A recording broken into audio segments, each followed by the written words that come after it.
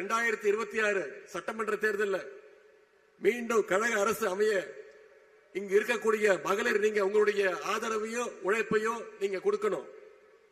அரசினுடைய சாதனைகளையும் திட்டங்களையும் உங்களுடைய நண்பர்கள் உங்களுடைய உற்றார் உறவினர்கள்ட்ட எடுத்து சொல்லணும். குறிப்பா எஸ்ஐஆர் திட்டத்தினால கிட்டத்தட்ட 1 கோடி வாக்காளர்கள் நீக்கி இருக்காங்க. வரைவு வாக்காளர் பட்டியலில் உங்களோட பேர் இருக்கான்னு முதல்ல செக் பண்ணுங்க. உங்க பேர் மட்டும் இல்ல, உங்களுடைய குடும்பத்தினர் பேர், உங்களுக்கு தெரிஞ்சவங்க உங்களுடைய நண்பர்கள் பேரெல்லாம் இருக்கான்னு செக் பண்ணுங்க. ஒருவேளை இல்லைன்னா கழகத்துடைய BLA 2க்களை அணுகி உங்களுடைய பெயர்களை சேர்ப்பதற்கான அந்த விண்ணப்ப படிவங்களை நீங்க கொடுக்கணும். வருகின்ற ஜனவரி 18ஆம் தேதி வரைக்கும் நமக்கு நேரம் இருக்கு. தகுதியான ஒரு வாக்காளருடைய பெயர் கூட விடுபட்டு கூடாது.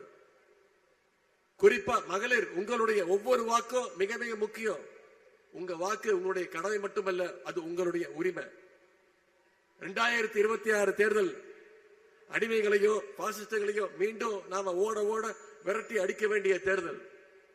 7வது முறையாக கழக ஆட்சி அமைக்கணும்னா, 2வது முறையாக நம்முடைய தலைவர் மீண்டும் முதலமைச்சர் நாற்காலியில் உட்காரணும்னா, இங்க வந்திருக்கக்கூடிய மகளிர் நீங்க அத்தனை பேரும் ஒரு சபதம் எடுத்தாக வேண்டும். அடுத்த 100 நாட்கள் களத்தில் இறங்கி அந்த பிரச்சாரத்தை தமிழ்நாட்டு மக்கள் ஏன் உதயசூரியன் சின்னத்திற்கு நம்முடைய தலைவர் தலைமையிலான அந்த கூட்டணிக்கு வெற்றி பெற வைக்க வேண்டும் என்ற அந்த பிரச்சாரத்தை மக்கள் மத்தியில் நீங்கள் கொண்டு போய் சேர்க்க வேண்டும். அதற்கு இந்த மேற்கு மண்டல மகளிர் அணி மாநாடு ஒரு அடித்தளமாக அமைய வேண்டும் என்று கேட்டுக்கொண்டு, வெல்வோம் 200 படைப்போம் வரலாறு என்று கூறிக்கொண்டு வாய்ப்புக்கு நன்றி கூறி விடைபெறுகின்றேன். நன்றி, வணக்கம்.